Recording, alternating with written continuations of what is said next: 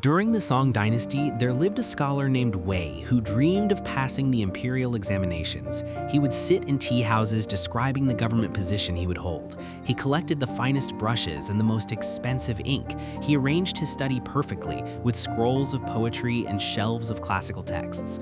Wei told everyone that once conditions were ideal, once he felt truly inspired, he would begin his serious preparation. He believed that a mind as ambitious as his would naturally rise when the moment was right. Years passed. The examinations came and went. Wei attended each one, but always unprepared. He would return home and say, next year I will be ready." Meanwhile, his childhood friend Lin, who worked as a clerk and had no special talent, studied for just 1 hour each morning before work. Lin passed the examination on his third attempt. Wei never passed at all. At 60 years old, Wei finally understood. His ambition had not been his strength, it had been his prison. The comfort of imagining his future success had replaced the discomfort of earning it. This is a story about a trap that catches the brightest minds. Wei's mistake reveals something the ancient Chinese philosophers understood deeply. They called it the difference between Xin, heart, mind, intention, and Xing, action, concrete doing. Wei had powerful Xin, burning desire, clear vision, strong intention, but he had no Xing, and the philosophers warned that Xin without Xing is worse than having no ambition at all, because it creates the cruelest form of suffering, the suffering of knowing what you want but watching yourself fail to pursue it. The Taoist text Zhuangzi describes a farmer who spent all day sharpening his plow. His neighbors asked when he would plant his seeds. "Soon," he said, "but first my blade must be perfect." When spring ended, his field remained empty. Perfect tools, no harvest. This is the danger of ambition without movement. We sharpen and sharpen and sharpen. We plan and research and optimize. We tell ourselves we are being strategic when we are simply being afraid. The mind is clever at disguising fear as wisdom. The ancient Chinese had a teaching that cuts through this deception. It comes from the philosopher Sun Tzu, who wrote, "Not hearing is not as good as hearing. Hearing is not as good as seeing. Seeing is not as good as knowing. Knowing is not as good as acting." Notice the hierarchy. Knowing is fourth. Acting is first. We modern people have this backwards. We think knowledge leads to action. The ancients knew that action leads to knowledge. They understood that clarity comes from doing, not from thinking about doing. Consider the student who wants to become a painter. She reads books on technique, she watches masters at work, she studies color theory and composition, but she does not paint. One day, she finally puts brush to canvas and realizes everything she learned was abstract until this moment. The knowledge became real only through action. This is why the Chinese concept of Kung Fu, does not mean fighting. It means skill acquired through sustained effort over time. You cannot Kung Fu your way through life by reading about it. You must live it. There was a Chan Buddhist master named Linji who had a saying that terrified his students. If you meet the Buddha on the road, kill him. What did he mean? He meant that even the most sacred ideas become obstacles if they prevent you from walking. If you spend all day meditating on the nature of enlightenment, but never practice compassion toward the person in front of you, you have turned wisdom into laziness. Your ambition can become your Buddha on the road. The dream of who you will become can block you from taking the step that would actually make you become that person.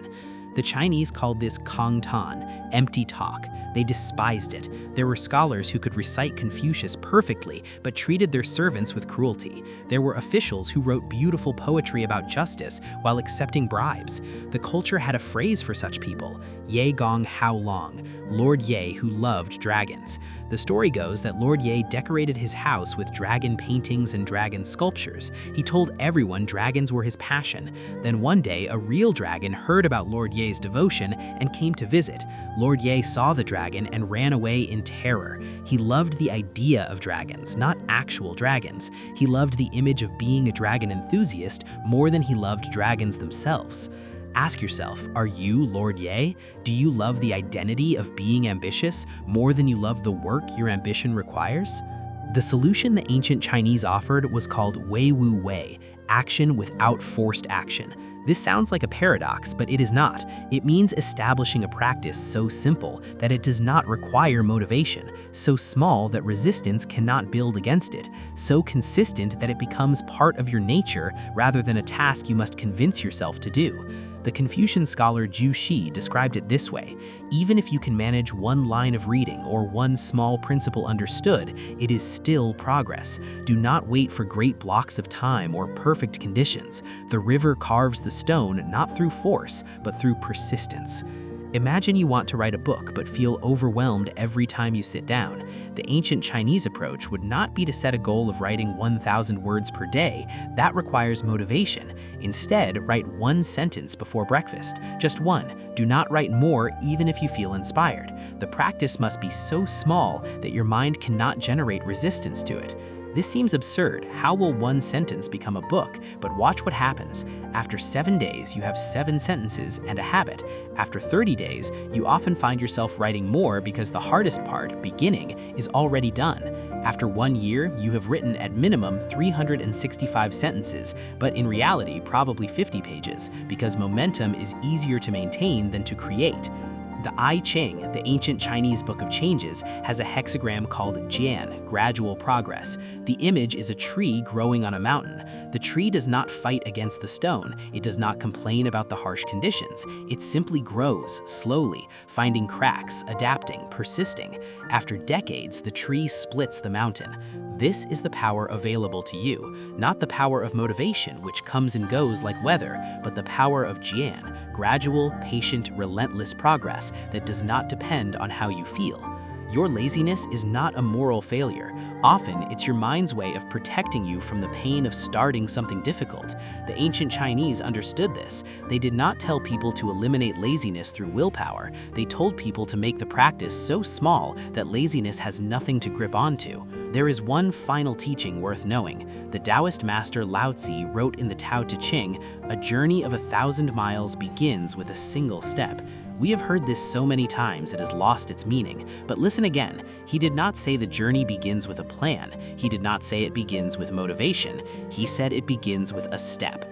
One step. That is all. Not a perfect step, not a confident step, not a step taken only when you feel ready, just a step. The scholar Wei wasted his life waiting for the feeling of readiness. His friend Lin took one step every morning at dawn. Lin's steps were small, but he took them every day, whether he felt like it or not, whether he was tired or energized, whether he had clarity or confusion. Over time, those steps carried him further than Wei's ambition ever could. So here is the ancient Chinese lesson. Your ambition is not your power. Your small, repeated actions are your power. The grandest vision means nothing if you cannot take the smallest step. And the smallest step, repeated, will carry you to places your vision could not imagine. Do not ask yourself, am I motivated today? Ask yourself, what is the smallest action I can take right now? Then take it. Not tomorrow, not when you feel inspired, now. This is how the tree splits the mountain. This is how the scholar passes the examination. This is how you stop being Lord Ye, who loved the idea of greatness, and become someone who actually achieves it. As the ancient saying goes, better to light one small candle than to curse the darkness for a lifetime. The candle is lit by action, not by wishing for light.